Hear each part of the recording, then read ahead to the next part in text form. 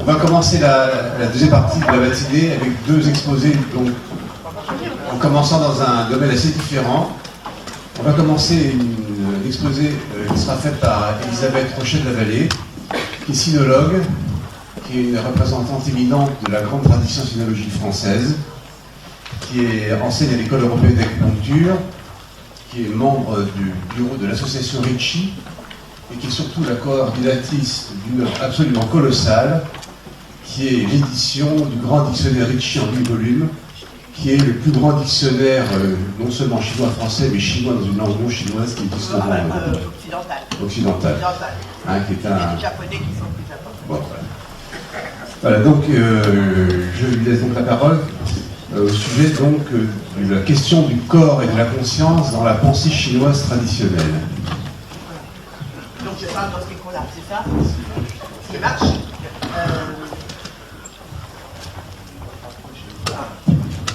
Oui, ça marche.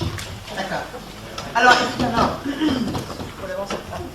parler de corps et conscience dans la pensée chinoise traditionnelle et spécialement en fond, un peu plus près, mon Dieu. Et comment je vais faire si je veux bouger mon corps? Ah oui, là comme ça. Vous voulez? Non, ça va aller. Alors. Je vous suis. Ah mais oui, c'est une idée. Oui, c'est... Non, parce qu'on parle de corps et conscience, et alors on va être un petit peu fixé à un micro, c'est déjà quelque chose.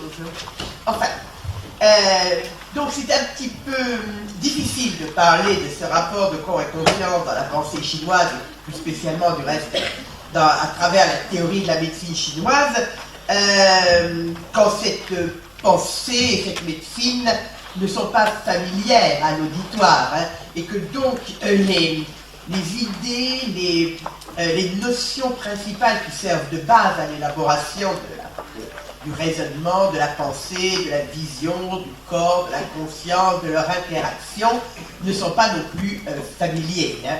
Et les mots français, bien sûr, je parlais en français le plus possible, hein, mais les mots français utilisés hein, ne vont pas véhiculer la même chose que le caractère chinois qu'ils traduisent, même quand ils sont la meilleure traduction possible ou la seule traduction possible, là, bien évidemment. Hein. Et on ne peut pas expliciter ces notions parce que pour chacune d'elles, ça demanderait au moins 1 heure, sinon plus, pour véritablement comprendre de quoi il s'agit dans un contexte socio-culturel, linguistique, très différent, puisque je m'appuie essentiellement sur la vision du monde et du corps, de l'esprit, de la conscience, telle qu'elle a été développée il y a environ 2000 ans. Quoi. Alors, maintenant, tout ceci également pour dire que les choses ne sont pas aussi simples ou simplistes que l'exposé pourra parfois le faire paraître. Hein, aussi. Il y a énormément d'autres choses par derrière à chaque fois. Alors, je voudrais tout d'abord simplement rappeler l'une des grandes caractéristiques du regard porté sur le monde, sur le réel, dans la Chine traditionnelle. Hein. C'est une vision qui est fondée sur, je dirais, la compénétration. Hein. Et cette compénétration, qui est l'image même du couple, eh bien, permet de faire le lien et le passage entre ce qu'on peut appeler l'un et le multiple, entre une source de vie qui est toujours considérée comme une et commune, et l'expression multiple des formes de vie qui sont dans la multiplicité, la différenciation, la distinction. Hein. Et alors bien sûr, ces couples, on va les retrouver, certains sont devenus même très célèbres en Occident, comme le yin-yang, par exemple, ou le ciel-terre. Alors, la pensée chinoise n'est pas dualiste, elle n'est pas fondée sur deux qui seraient le yin et le yang, ou le ciel et la terre, comme on l'a dit parfois. C'est pas ça. Elle est fondée sur l'unité et le passage de l'unité au multiple par le couple. Qu'est-ce qui va caractériser, par exemple, le yin-yang ou le ciel-terre? C'est qu'ils vont être différents, ils vont être distincts, mais qu'en même temps, ils ne peuvent pas, en tant que couple, exister l'un sans l'autre. C'est-à-dire qu'on ne peut même pas imaginer un ciel sans terre ou une terre sans ciel, comme on ne peut pas non plus imaginer quelque chose qui serait yin sans avoir de yang, ou yang sans avoir de yin. Rien n'est absolument yin ou yang. Même le ciel, qui est le plus yang, l'expression la plus yang, on pourrait dire, dans l'univers, eh bien, il y a du yin à l'intérieur. Par exemple, on peut dire il y a le soleil et la lune. Ou on pourrait dire encore, il y a suffisamment de froid au ciel, de condensation, du mouvement yin de condensation, pour que la pluie puisse tomber du ciel, hein, etc. Et l'inverse pour la terre. Donc, ce que l'on voit du reste, brièvement à travers ça, c'est que la réalité, c'est-à-dire les existences réelles des êtres, des choses qui vont surgir de cette relation du couple, vont, comment dirais-je, cette réalité va toujours être le résultat des échanges, des échanges de ce qu'on appellera en chinois de qi, de souffle, qu'on traduit parfois par énergie. C'est une traduction que je n'aime pas trop parce qu'elle ne recouvre pas tout ce que veut dire le terme chinois. Hein. Donc, ce qui va être les réalités tangibles, les existences vécues, ça sera la relation. Et on voit également que la relation et la distinction sont simplement également une façon de parler des deux facettes d'une même chose.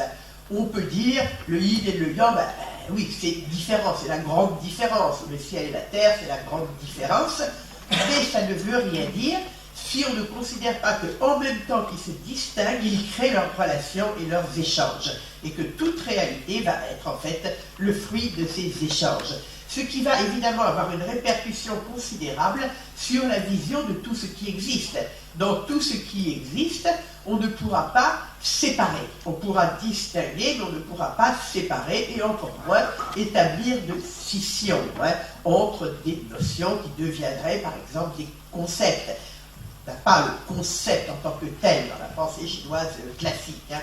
Donc, on va distinguer, par exemple, corps et esprit, ou matière et conscience, enfin, ce qui correspond à ce qu'on peut appeler comme ça, mais on ne va jamais les séparer, parce que toujours on va avoir ce point de vue fondamental, que l'un ne peut pas exister sans l'autre, que l'un ne fonctionne pas sans l'autre, qu'ils sont, que ça soit le corps ou l'esprit, ils sont toujours dans l'autre, avec l'autre, par l'autre, entièrement occupés de l'autre, et que c'est comme ça que peut être produit quelque chose qui est réel, qui existe réellement. Hein. Alors, ça ira même dans la Chine traditionnelle, jusqu'à envisager la notion qu'on traduit par âme. Alors là, c'est bien sûr beaucoup de difficultés, parce qu'il y a un certain nombre de caractères chinois qu'on peut traduire par notre notion d'âme, et évidemment, et inversement, notre notion d'âme peut se traduire également par les différents caractères selon les contextes et les circonstances. Bon, mais disons, quelque chose que l'on pourrait appeler âme, eh bien, ça va être rendu par un couple de caractères, dans lequel il y a une partie, un caractère qui va désigner des âmes, on pourrait dire spirituelles, c'est-à-dire assez proche de ce que l'on pourrait nous appeler l'âme, et le deuxième caractère, pro, qui va désigner ce qu'on pourrait appeler des âmes corporelles, ce qui pour nous est une sorte de contradiction, hein, puisque si c'est l'âme, c'est pas le corps, hein, et parce que pour bien marquer il va y avoir à la fois l'animation propre du corps, hein. Il y a une animation du corps qui ne dépend pas forcément directement de mon vouloir ou de ma conscience, mais de toute façon, quand on parle d'un être humain, il existe tant que les deux se compénètrent complètement et absolument. Et la mort, du reste, va être la dissociation de ces deux sortes d'âmes. Hein. Alors, si je reviens par exemple sur ces mouvements du corps, hein, ces activités corporelles, elles ne sont, ce n'est donc pas la conscience, mais de toute façon, il y a une participation. Alors, il y a tous ces mouvements, les mouvements volontaires, hein, qui sont effectués en fonction de ce que j'ai dans l'esprit, de ce que je veux faire, de ce que je sais, de ce dont j'ai conscience, de la façon dont j'ai conscience, ce que je discerne, etc. Hein. Là, enfin, je m'appuie entièrement sur des textes chinois. Donc, il y a des références derrière tout ce que je dis. Si vous voulez, vous pouvez me les demander quand vous voulez, si vous voulez. Bon, il y a aussi toutes ces activités involontaires, instinctives, inconscientes du corps, ce qui va être du côté de ces âmes corporelles, hein, dans lesquelles on pourrait du reste dire que plus spécialement, il y a ce qui fonctionne tout seul. Hein. Je digère, je respire, mon sang circule. Bon, tout ça, c'est des activités vitales, mais ce n'est pas le fruit direct de ma conscience. Hein. Et puis, il y a aussi ces mouvements qu'on pourrait appeler involontaires, hein, et qui sont cependant des réactions. Par exemple, un sursaut de surprise avec spasme musculaire, le corps qui bouge, qui réagit, sans même que j'ai le temps de savoir pourquoi il fait ça. Hein. Mais, alors, si l'on se place dans cette perspective chinoise, on va quand même voir, par exemple, que ces mouvements, cette réaction de surprise ou de peur, va dépendre de mon état d'esprit. Hein. Pourquoi être surpris souvent par quelque chose du reste à quoi on aurait dû s'attendre, hein, par un manque d'attention. Qu'est-ce que veut dire cette attention et quelle attention? Bon, ça, on va y revenir dans un instant. Et même les activités corporelles non conscientes, la digestion, la circulation du sang, etc., sont affectées par mon état d'esprit, par mes réactions à une situation. Hein. Il y a tous les effets des émotions sur les mouvements du sang, je deviens rouge, mon pouls change, etc. Tous les effets de soucis ou tracas sur la digestion. Bon, on pourrait bien sûr, vous connaissez tout ça par cœur. Hein.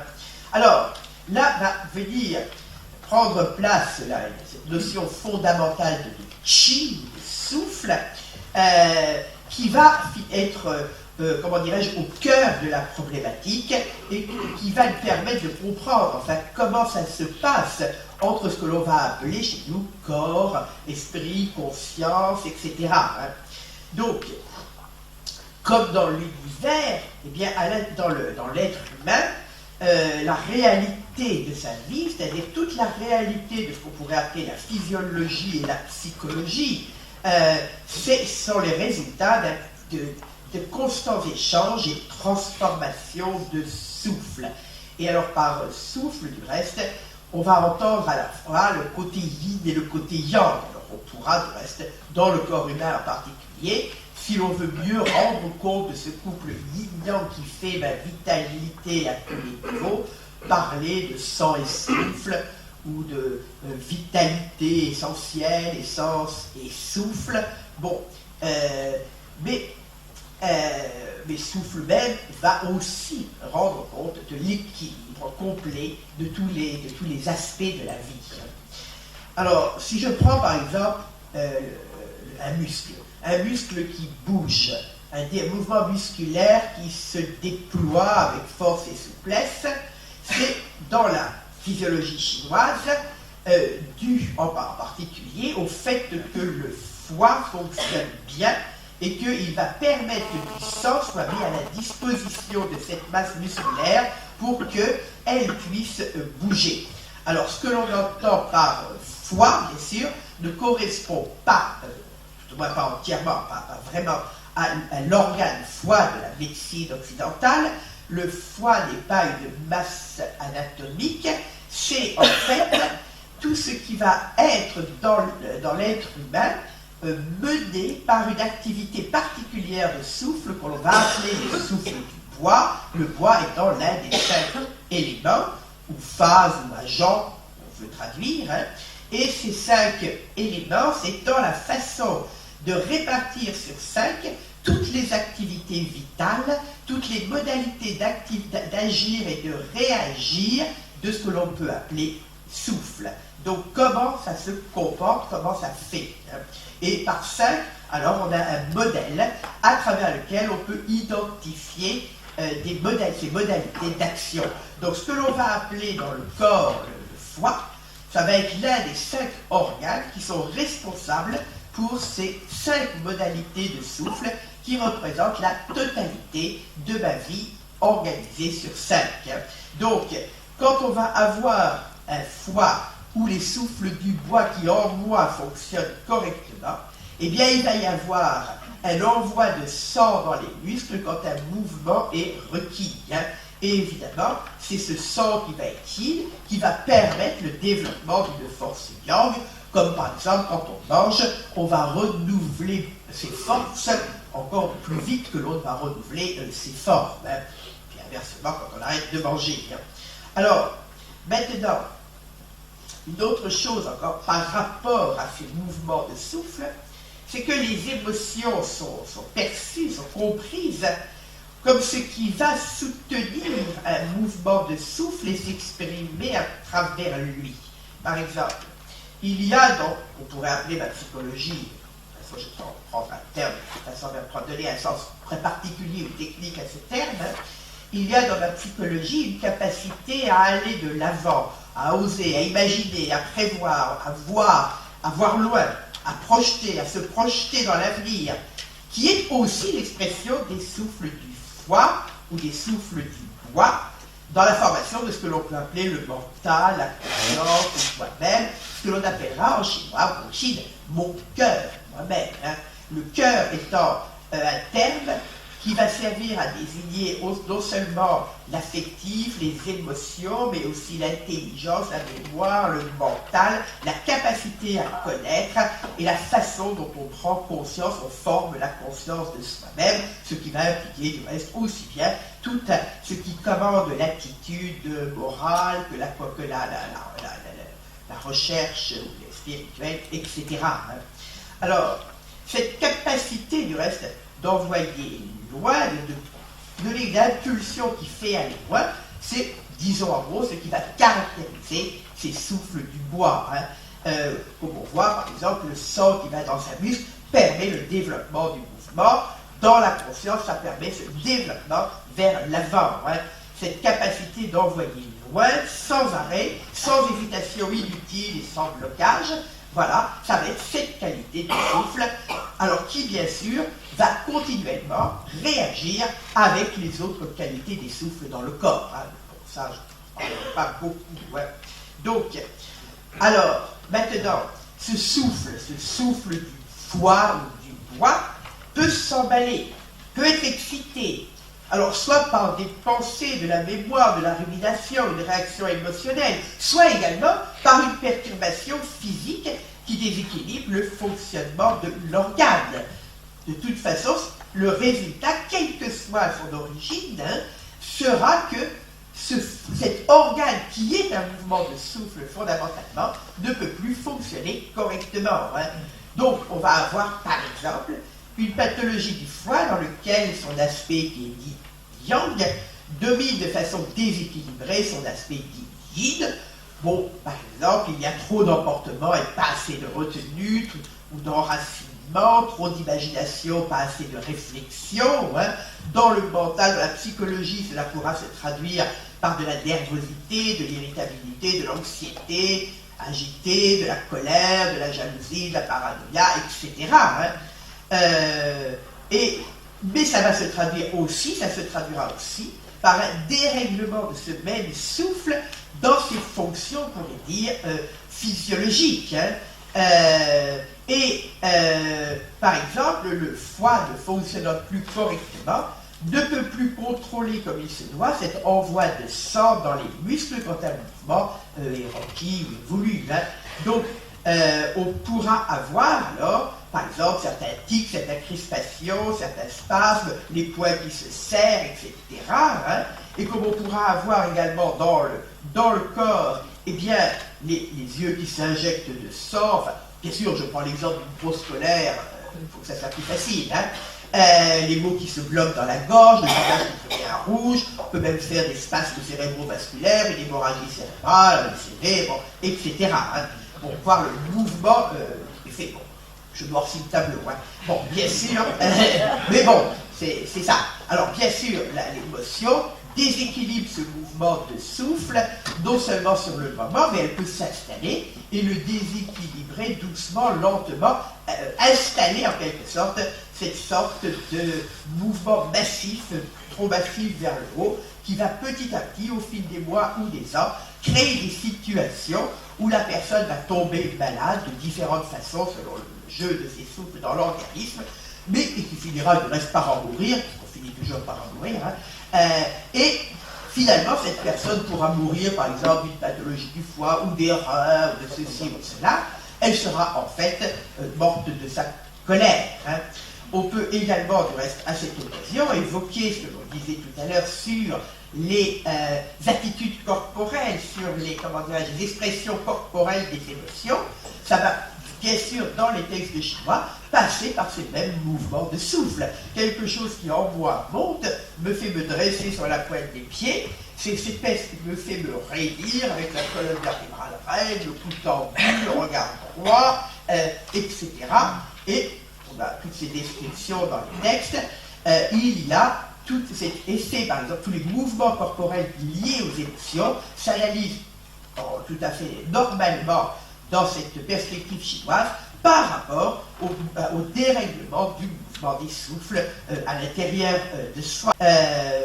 Donc, ce que l'on voit, c'est par exemple la normalité de fonctionnement d'un organe comme le foie, va à la fois être dans la conscience, dans la psychologie, dans les émotions, dans la physiologie, etc. Alors, d'autre part, ma réaction mentale ou émotionnelle à tout ce qui se présente à moi quand je suis par exemple dans un état de colère va être bien sûr empreinte de cette colère. Et là aussi, on va expliquer tout ce qui se passe en termes de ces souffles. Par exemple, je n'écoute rien car je ne peux pas entendre. Si on a un mouvement de souffle qui pousse vers le haut et vers l'extérieur, comme ça, qui fait ça, eh bien, on ne pourra pas réaliser correctement le mouvement d'entendre qui, lui, est un mouvement qui va requérir une sorte d'acceptation à l'intérieur, de faire entrer à l'intérieur. Et donc, à ce moment-là, c'est ce jeu des souffles fait que celui qui est en colère ne peut pas entendre, ne peut pas faire entrer en lui, par exemple, les paroles de quelqu'un, on dira dans un texte, celui qui est en colère ne se souvient même pas de ce qui vient d'être dit, parce que ça fait partie de ce jeu de souffle. Alors maintenant, on arrive aussi à une autre notion fondamentale, c'est cette notion de moi, de cœur, mon cœur. Alors, le cœur va être à la fois l'un des 5 organes fondamentaux responsables de ces 5 éléments, mais il est également en même temps ce qui va être l'unité de tous ces souffles, de tous ces éléments, de tous ces organes. Il est en fait, quand on parle de mon cœur en tant que moi-même, eh bien, c'est formé de la combinaison des différents souffles, donc commandés par ces 5 organes fondamentaux. Donc quand cette combinaison est équilibrée et harmonieuse, l'esprit est calme et réagit sans passion, selon la réalité des situations, en fonction de la nature propre, la nature première de l'être. Bon, finalement, ça arrive au bout d'un certain temps, de quelques centaines d'années. Bon, oui, non. Mais bon, disons qu'on s'oriente vers là. Tout doit être orienté vers là. Donc, dans ce cas, rien ne perturbe le jeu des souffles, donc par exemple la circulation du sang.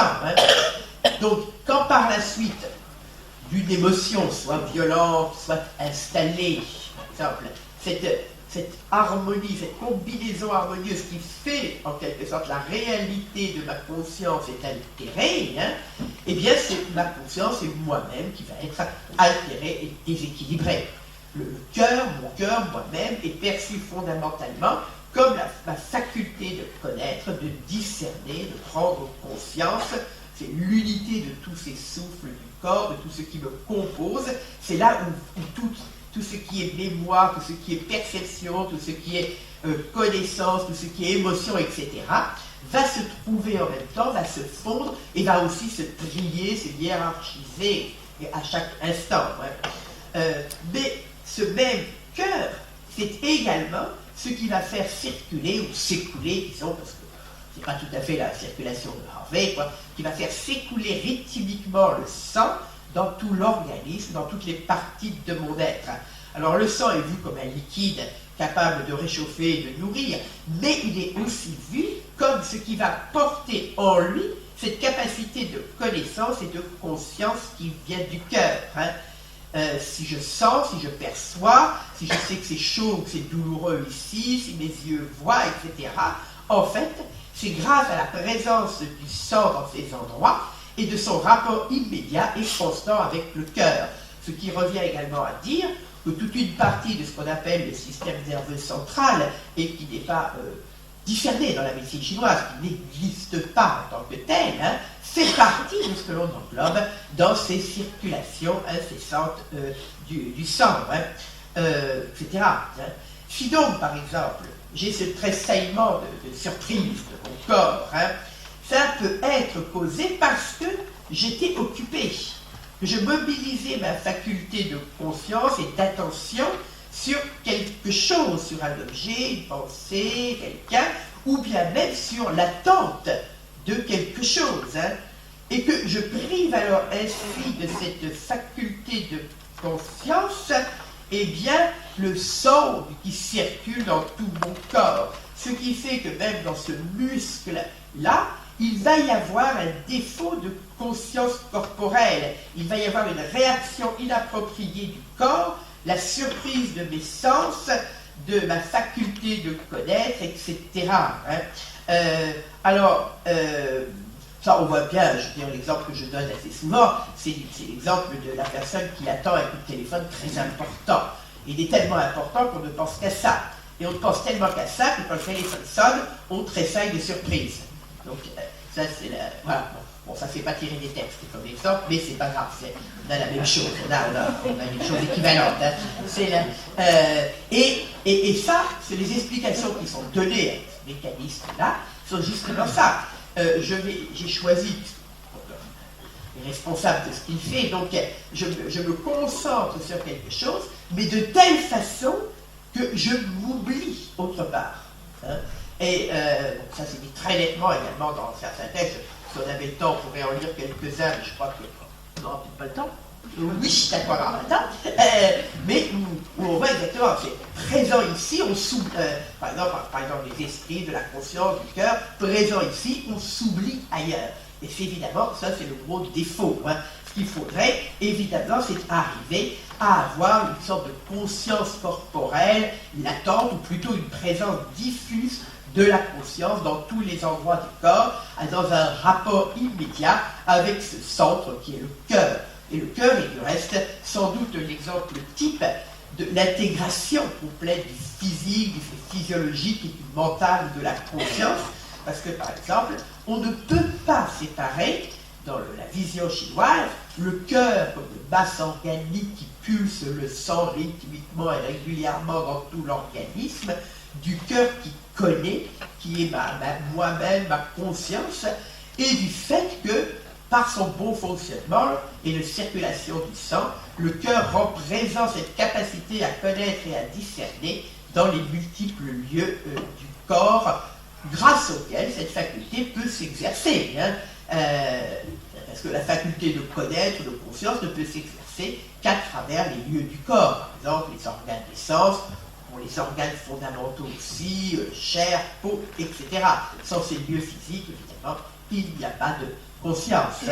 Et là, dans le monde chinois, c'est quasiment, enfin, je dirais, une évidence à cause de ce que je disais au départ, de la réalité vécue et perçue comme cette compénétration. Quand il n'y a plus de compénétration, c'est la disparition, c'est la mort. Celui qui était là n'existe plus comme celui qui était là. Alors, on peut reprendre ici une métaphore qui est très habituelle dans les textes classiques, qui est l'influence du souverain. L'influence d'un souverain n'est pas limitée à son palais, elle doit réellement se faire sentir, elle doit rayonner, elle doit inspirer jusqu'aux points les plus reculés de l'Empire. Même si, bien sûr, dans tel ou tel village de montagne, les gens ne savent pas comment et pourquoi il en est ainsi. Ils sont quand même pris dans un certain réseau d'influence, toutes les choses vont, il n'est pas nécessaire d'en avoir une conscience, comment dirais-je, énoncée. Mais, et c'est là aussi quelque chose qui est très important dans ce monde chinois, c'est que la conscience, alors évidemment là on est un peu piégé par les mots en français, je ne vais pas dire que la conscience inclut la conscience et l'inconscient, parce que ça ne peut pas. La notion d'inconscient telle que définie chez nous ce dernier siècle n'existe pas telle quelle, bien sûr, dans la Chine traditionnelle. Mais ce que je veux dire par là, c'est que quand on parle de conscience, eh bien, l'énoncé clair de la conscience, le discours que je veux faire moi-même, la représentation que j'ai et le fait que je sais que je connais et que je peux dire ce que je connais, eh bien, c'est une partie. Mais ce qui va être le plus important, ça va être à travers ça de pouvoir réaliser le plus possible, justement, l'harmonie de ces échanges de souffle, parce que c'est l'harmonie de ces échanges de souffle qui me fera habiter pleinement mon corps et avoir mon esprit, mon cœur, mon âme, comme vous voulez l'appeler, qui est de plus en plus spontanément, naturellement, dans le processus même de la vie. Alors là, ce qui importe n'est pas tellement de connaître, de savoir que j'ai conscience, mais de vivre ainsi, hein, et à ce moment-là également, il y a une harmonie entre ce qui est de ma conscience et ce qui est de mon corps, parce que ça résulte de la même harmonie de souffle, et il y a une intégration dans les situations qui se présentent, et une réaction appropriée qui est évidemment également de mieux en mieux, enfin faite de mieux en mieux,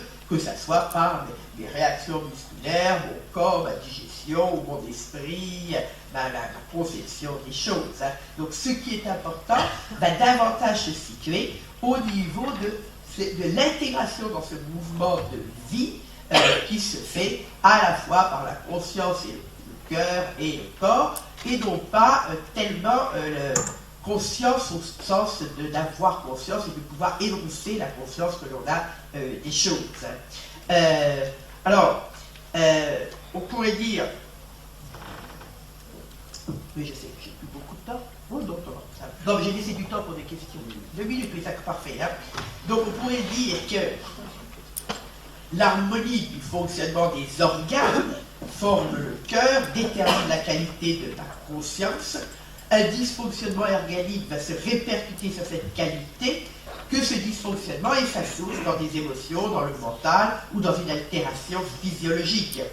La qualité du cœur comme conscience permet le bon mouvement des souffles et évite les dérèglements, hein, les réactions inappropriées, car le cœur, finalement, en dernier recours, est celui qui va être responsable pour cet équilibre, cette activation des souffles dans tout l'organisme, et donc la façon dont, à travers cet équilibre et cette harmonie, il peut se faire lui-même, lorsqu'on l'appellera semblable aux esprits. Tout le cheminement, on l'appellera le cheminement spirituel, c'est justement cette recherche d'intégration harmonieuse. Hein. C'est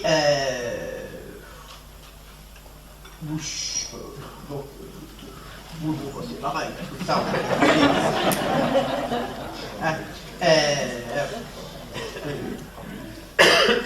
C'est intéressant, par exemple, du côté, juste une petite citation, par exemple, du côté du cœur et conscience, pour citer un texte qui a pu tous à peu près 3e siècle avant Jésus-Christ. Hein. Le sage s'emploie uniquement à la complétude de sa force vitale, car lorsque la force vitale, la puissance vitale est intacte, le corps connaît la complétude. Et la complétude du corps est la condition de la complétude de l'âme. Et la complétude de l'âme, voilà la foi du sage. Bon, alors bien sûr, dans le même texte, enfin dans un autre chapitre, on trouvera ce qui peut sembler être l'inverse, c'est-à-dire que c'est la complétude de l'âme qui va amener la complétude du corps. C'est dans le Chuanzi, ça. Bien sûr, hein, le cœur ne peut pas entendre sans l'oreille, mais le cœur va être la justesse et la condition de l'audition. Voilà. Bon. Et l'homme va toujours se trouver à ce croisement que l'on pourrait appeler corps et conscience, ou corps et esprit. Enfin, dès qu'on a un couple, la réalité se trouve dans ce croisement. Donc je vais laisser un peu de temps pour des questions.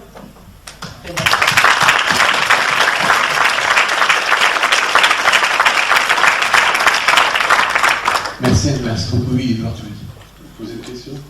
Oui, ben vas-y, commence. Vas-y, je dirais un mot pour cette conférence. Très court. Vas-y, je dirais un mot. Très court.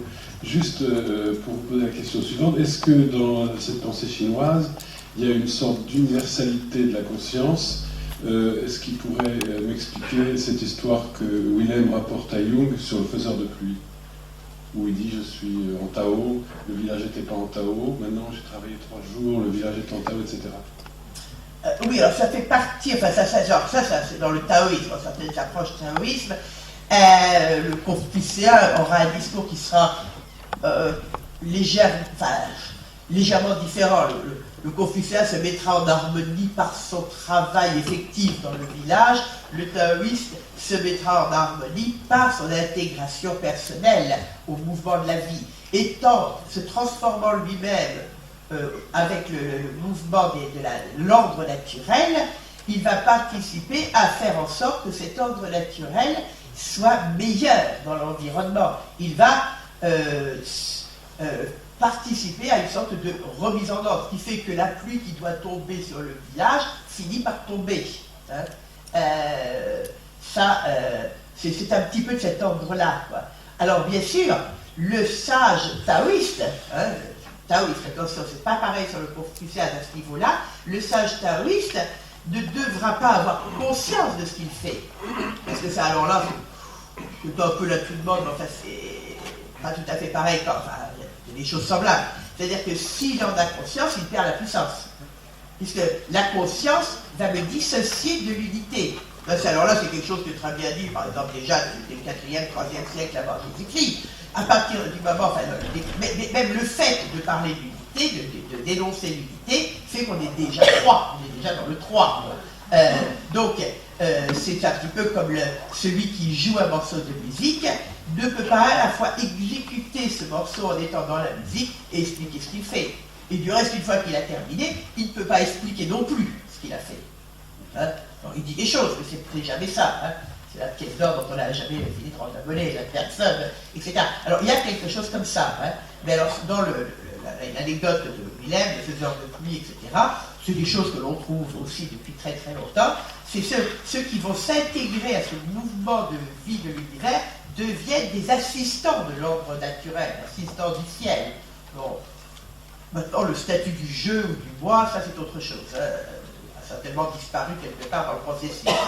Mais il participe, ses souffles en quelque sorte, participent à l'harmonie du monde et ça fait en sorte que les pluies viennent en même temps. Monsieur Berthoz.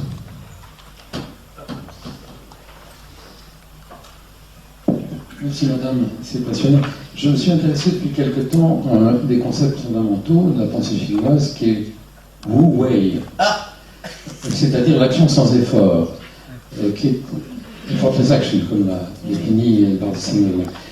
Comment est-ce que ça se place dans dans cette description que vous faites?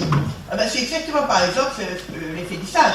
C'est-à-dire que c'est l'action sans effort, c'est plus exactement l'agir qui ne part pas de mon vouloir ou de mon désir propre.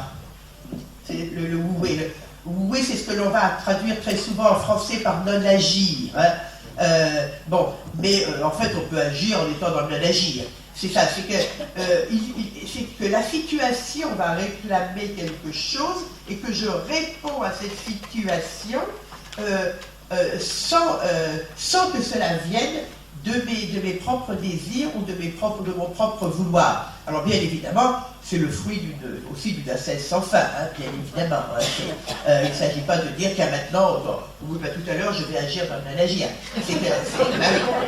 Ça se fait petit à petit que justement les désirs propres, les passions, bien sûr, les ambitions, les vouloirs, même le vouloir le plus légitime, va se trouver diminué et réduit à rien, et il ne reste que cette puissance vitale intégrale en moi qui fait que je réagis à la sollicitation en fonction de ce que je suis de façon naturelle et qui est considéré comme bien, et uniquement en fonction de cela. Alors ça, le wu-wei, le non-agir, c'est cela. et sans passer du reste. Alors là, c'est pareil, il y a une intégration telle que la conscience en tant qu'énoncé de la conscience n'avait pratiquement plus sa place. Hein. Alors, bon, là, c'est pareil, ça demande beaucoup de temps. Hein, c'est beaucoup. Oui, merci pour cette intervention. Dans la clinique taoïste, on parle de chaîne comme conscience. Vous me reprenez si je me trompe. Est-ce que vous pouvez, en tant que sinologue, développer un peu linguistiquement ces termes et éventuellement retracer juste rapidement quelques textes anciens qui reprennent donc les termes de conscience? Vous avez jusqu'à 6 heures ce soir? Rapidement. Non, oui, non, mais on va tomber là sur l'étude d'une notion qui est effectivement qui est quand même très complexe et que c'est très difficile de résumer sans la dénaturer, qu'en plus on couvre quand même 2500 ans de textes et d'histoire avec des écoles diverses et variées, hein. Donc vous voyez un peu ce que ça peut représenter. Hein. Là par exemple je dis je m'appuie sur des textes qui ont à peu près 2300 ans et c'est dans ce cadre-là que j'ai développé ça. Hein. Bon, par exemple je ne parle pas du tout du bouddhisme et de l'influence du bouddhisme. Alors, bon, Shen est traduit par l'esprit ou aussi, disons que ça va coïncider en partie avec ce que j'ai dit du cœur. Voilà, Shen, ça va être très brièvement, alors là, un peu caricaturalement, à la fois quelque chose qui est de l'ordre du ciel, c'est-à-dire du déroulement naturel de la vie, ce qui permet que toutes les transformations, toutes les évolutions se passent correctement dans l'ordre des choses partout. Hein. Et maintenant, cela va s'incorporer. Bon, j'aurais pu faire quelque chose sur le chêne et corps aussi bien. Hein. Ça veut dire qu'à un moment donné, on va concevoir cette même force, cet esprit, qui sont aussi les esprits des ancêtres, mais aussi les esprits des ancêtres qui peuvent aussi être vus comme des divinités des forces naturelles, etc. C'est tout ça en même temps. Hein. Donc ça va s'incorporer dans un homme. Et ça va être alors, et ça va devenir alors à la fois la possibilité de l'homme de prendre conscience. L'homme est celui qui est à l'image du ciel et qui donc va avoir une sorte de capacité de décision. Comme on dit des fois en anthropologie, l'homme c'est l'animal qui sait dire non, quoi. On va avoir cette conscience, cette faculté à percevoir et à rendre, et donc à différencier, et donc à juger, à discerner. Il va y avoir ce discernement qui va être du reste, le confucianisme, la base de la morale aussi. Hein. Maintenant, il y a aussi l'usage de ce terme de Shen en moi comme la façon dont je développe cette capacité. Ce qui est mis en moi comme une potentialité doit en plus être développé. Donc je pourrais alors parler de Shen comme mon âme, mon esprit, ce que j'en fais et ce qu'il est maintenant, ce qui n'est pas toujours justement en accord avec l'ordre des choses. Bon, je suis obligé. Alors une seconde de question et une seconde de réponse. Hein. La dernière question. Bien, alors c'est à la fois une question et un témoignage. Donc dans un cabinet, comment on pratique quand on fait de l'hypnose et quand on utilise la pensée chinoise. Moi je trouve que la pensée chinoise apporte un élément de dissociation supplémentaire qui permet donc effectivement un travail hypnotique magique. Il y a un temps de pause des aiguilles qui est aussi un temps de pause des aiguilles qui est aussi un espace où c'est comme une musique, on ne sait pas ce qui se passe, il est difficile après de le raconter. Et en même temps, effectivement, quelque chose de mystérieux se passe, les aiguilles savent ce qu'elles font, je crois que c'est ce que racontent un petit peu les acupuncteurs, et je trouve cet élément tout à fait intéressant, à la fois dans l'aspect dissociatif, et en même temps donc, le but harmonique recherché. Je vous remercie. Merci. Merci beaucoup. On va conclure là-dessus, parce que sinon on peut effectivement y passer toute la journée et tout le week-end. Donc infiniment merci à Elisabeth pour cette conférence passionnante.